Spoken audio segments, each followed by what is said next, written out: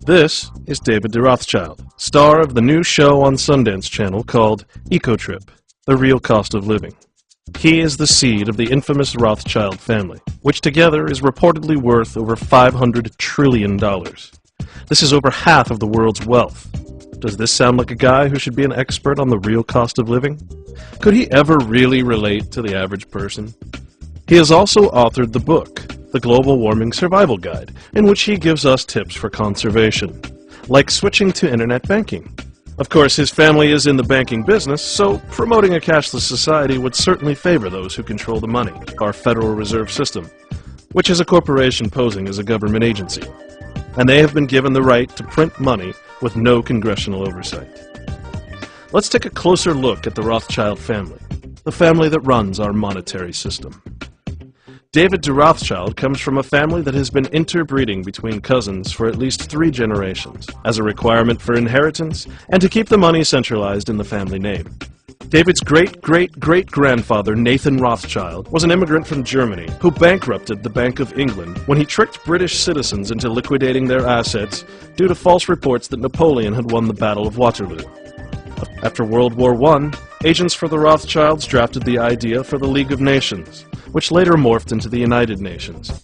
The same United Nations that is trying to replace all European nations' constitutions with their own EU charter, with a global government and a global currency to gain more power over the world. Though now retired, David's father, Evelyn de Rothschild, was the head of N.M. Rothschild. Twice a day, he was responsible for setting the price of gold for the world on the London bullion market. This, of course, was a direct conflict of interest, with his being the director of De Beers Mining, Anglo-American Mining, and Trillium Mining companies, which traded in the gold market he was setting the price for. Remember this when David's show about the making of a gold ring airs. I'm sure that his family's mining interests won't be mentioned at all. Evelyn de Rothschild was also notable for assisting Margaret Thatcher in privatizing or selling off public utilities like British Petroleum and UK Water and Sewage to corporations or private individuals. It is important to note that the Rothschild family also owns Reuters news agency, which in turn owns the Associated Press. We now invite you to think critically about the global warming issue, separating the facts from the hype, and do pay attention to who's supplying the facts. Now, logic should tell you that this is not caused by the actions of humans here on Earth. I'm sure that you believe, like us, that human pollution is a huge problem, and that we can work together to get rid of the poisonous toxins like nitrogen oxide and sulfur dioxide that cause acid rain and smog. Companies will continue to make cheap, undependable, and disposable consumer goods which rely on non-renewable energy sources, as long as you, the consumer, continue to buy them. By focusing the guilt of global warming on you as an individual, the real culprits of toxic pollution and waste get off the hook while you're distracted with your own carbon footprint. This is a scam.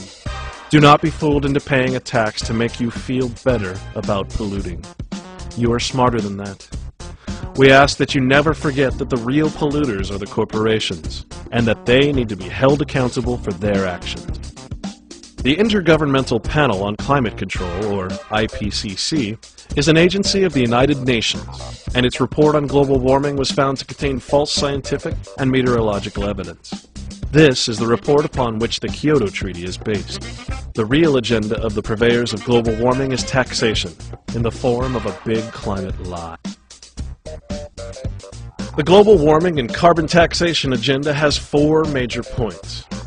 First, the carbon tax will be used as a way to usher in socialism, as described by James Hansen, an Al Gore scientific source from NASA who has been caught lying about his climate data.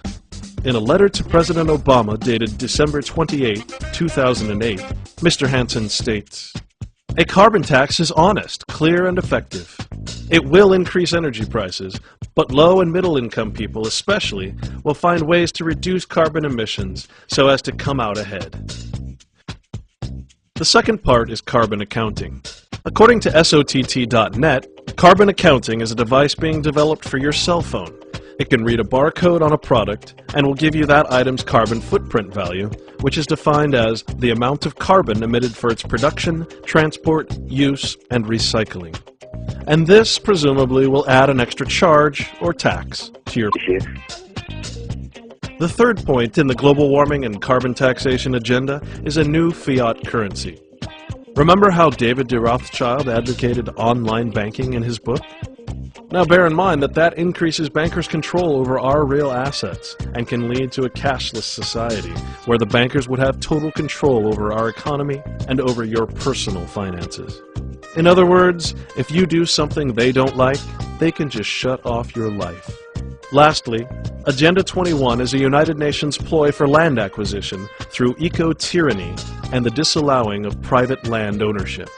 On the United Nations website it states, Agenda 21 is a plan of action to be taken globally, nationally, and locally by organizations of the United Nations systems, governments, and major groups in every area in which humanity impacts on the environment.